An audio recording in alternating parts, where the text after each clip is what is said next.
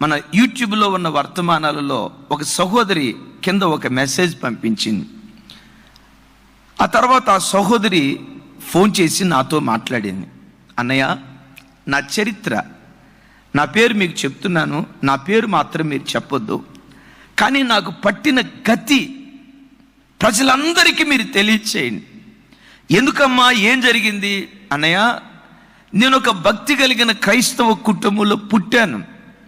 నా తల్లి తండ్రి భక్తికి నిలువుటద్దం, భక్తికి వాళ్ళు నిదర్శనాలుగా ఉండేవాళ్ళు. నేను చిన్నతనం నుంచి సండే స్కూల్లో పెరిగాను. యూత్ రిట్రీట్లో పాలు పంపులు పొందేదాన్ని. అద్భుతం, ఇంటర్మీడియట్లోనే బాప్తిస్మం తీసుకున్నాను. ఇంజనీరింగ్ చేశాను. హైదరాబాద్లో ఓ సాఫ్ట్వేర్ కంపెనీలో ఓ చక్కటి అద్భుతమైన ఉద్యోగం వచ్చింది. ఆ రోజుల్లో నెలకొచ్చి 70,000 రూపాయలు సంపాదించేదాన్ని. అమ్మా, అంతా బాగుంది కదా, ఇంతకీ విషాదకరమైన పరిస్థితి అన్నావు ఏంటమ్మా? ఇక్కడే జరిగింది అన్నయ్య. హైదరాబాద్ పట్టణంలో నేను సాఫ్ట్వేర్ ఇంజనీర్గా ఉద్యోగం చేసేటప్పుడు అప్పటి వరకు ప్రతిదీ చక్కటి నిర్ణయాలు నేను తీసుకుంటా వచ్చాను. ఆ సాఫ్ట్వేర్ రంగంలో నా కొలీగ్ నన్ను ఇష్టపడ్డాడు. అన్యుడు, దేవుణ్ణి ఎరగనివాడు. నేను దైవభక్తి కలిగిన దాన్ని. అతడు అందగాడు, నాకులాగే స్థితిమంతుడు. నా దగ్గరకు వచ్చి మాట్లాడాడు. అయ్యా, నేను క్రైస్తవురాల్ని, పుట్టినప్పటి నుంచి దైవభక్తిలో పెరిగిన దాన్ని. మీరు అన్యులు, వివాహం చేసుకుంటే పరిస్థితులు తలకిందులు అవుతాయి. సారీ, నేను ఇష్టపడలేదు. మీరంటే వ్యక్తిగతంగా ఇష్టమే, కానీ భవిష్యత్తు పరిస్థితి వేరైపోద్ది అని చెప్తే అతడు నా దగ్గరకు వచ్చి నా మీద ఒట్టేసి, నీకోసం నేను బాప్తిస్మం తీసుకుంటా, నీకోసం నేను యేసు ప్రభు నమ్ముకుంటా, నీకోసం యేసు ప్రభే నిజదేవుడిని, నా బ్రతుకు కాలమంతా ఆయనని సేవిస్తా, నీకోసం ఏదైనా నేను చేస్తా అని అన్నాడు. అన్నయ్య, ఆ మాట అంటంతో నేను అన్నాను, ఓకే, ఆ యేసు ప్రభును అంగీకరిస్తాను అని అంటున్నావు, సంతోషం. దానికోసం అయితే నేను వివాహం చేసుకోవడానికి నేను ఇష్టపడతాను. అయితే పెళ్లి కోసం బాప్తిస్మం తీసుకోవటం అది వాక్యానుసారం కాదు. యేసు ప్రభుని వ్యక్తిగతంగా స్వరక్షకునిగా నువ్వు అంగీకరించిన తర్వాత బాప్తిస్మం తీసుకుందువు కానీ అని చెప్పి మా తల్లిదండ్రులను ఎదిరించి ఆ బిడ్డను వివాహం చేసుకున్నాను. అమ్మా నాన్న ఇష్టపడలేదు, ఆ వివాహాన్ని ఇష్టపడలేదు అన్నయ్య. అమ్మ నాన్న ప్రోత్సహించలేదన్నయ్య. మరి వాళ్ళు ప్రోత్సహించకుండా ఎలా వివాహం చేసుకున్నావు? ఏముందన్నయ్య, తల్లిదండ్రులు ఒక సంవత్సరం ఏమంటారు, బెట్టుగా ఉండటం.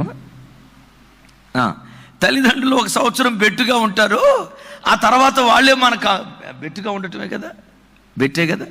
తల్లిదండ్రులు ఒక సంవత్సరం బెట్టుగా ఉంటారు, తర్వాత కొడుకో కూతురో మనవడో మనవరాల్లో పుడితే వాళ్ళే పరిగెత్తుకుంటా వస్తారు. అమ్మా నాన్నల బొట్టలు వేయటం ఎంత పని అన్నయ్య అని అనుకొని అమ్మా నాన్నల్ని ఎదిరించి వివాహం చేసుకున్నాను అన్నయ్య.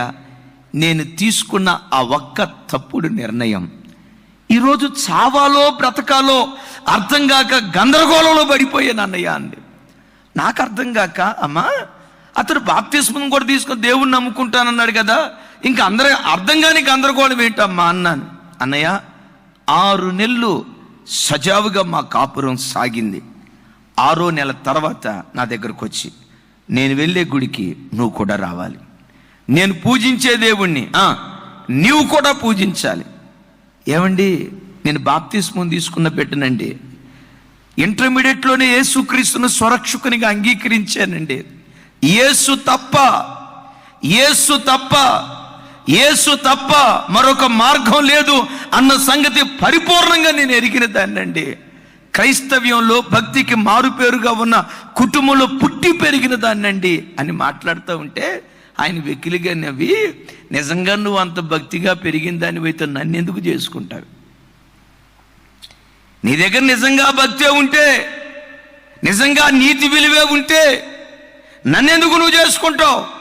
నీకు భర్త కావాలి అంటే నాతో పాటు నా గుడికి రా. నీకు భర్త కావాలి, కుటుంబం కావాలి అంటే నేను ఎక్కడికి వెళ్తాను అక్కడికి రా.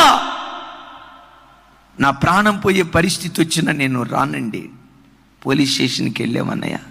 ఏమైందమ్మా? పోలీస్ స్టేషన్కి వెళ్తే పోలీసు వాళ్ళు నన్ను చూసి మొఖం మీద ఉమ్మేసి, నీకు బుద్ధి ఉందా లేదా? ఎవరో కంటికి కనపడిని దేవుని కోసం భర్తను వదిలిపెట్టుకుంటావా? భర్త ఎక్కడికి వెళ్తాడు, నువ్వు కూడా అక్కడికి వెళ్ళాలి. ఏం చేయాలో అర్థం కాక, అటు తల్లిదండ్రుల దగ్గరికి వెళ్ళి ముఖం చూపించుకోలేక, అలాగని డైవర్స్ తీసుకోలేక, విడాకులు తీసుకొని రెండో వివాహం చేసుకుంటే రెండవ భార్యగాని నన్ను చూస్తారు, కానీ నా బ్రతుకు బాగుపడదు అన్న సంగతి నేను ఎరిగి, అన్నయ్య ప్రతి ఆదివారం మన లైవ్ ప్రోగ్రాం చూస్తూ ఉన్నాను అన్నయ్య, యూట్యూబ్లో ఉన్న ప్రతి వాక్యం నేను వింటా ఉన్నాను అన్నయ్య, నా బ్రతుకు రేపు ఏమైపోతుందో అర్థం కావట్లేదు. ఇంతకీ దేని కొరకు నువ్వు ఫోన్ చేసావమ్మా? ఆ చెల్లి ఏడుస్తుంది, అన్నయ్య నా పేరు ఎవరికి చెప్పొద్దు, కానీ నాకు పట్టిన గతి ఏ క్రైస్తవ సహోదరికి పట్టకుండా ఉండునట్లుగా ఒక చిన్న తప్పుడు నిర్ణయం బ్రతుకును ఎలా నాశనం చేస్తుందో క్రైస్తవ సమాజానికి తెలిసేటట్లుగా నా పరిస్థితి చెప్పమని మీకు చెప్తున్నాను అన్నయ్య. ఇంతకు మించి నేను మీ దగ్గర నుంచి ఏం కోరుకోవట్లేదు.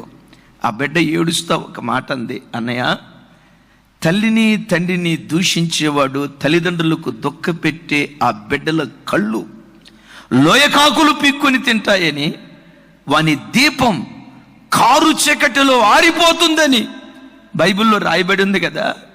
ఆ మాట లోతు ఆ రోజుల్లో నాకు అర్థం కాలేదన్నయ్య. తల్లిదండ్రుల మాటకు వ్యతిరేకించి నా సొంత ఆలోచన ప్రకారం అడుగు వేసిన తర్వాత అన్నయ్య ఆ వాక్యం ఎంత భయంకరమైందో ఈరోజు నాకు అర్థమైంది.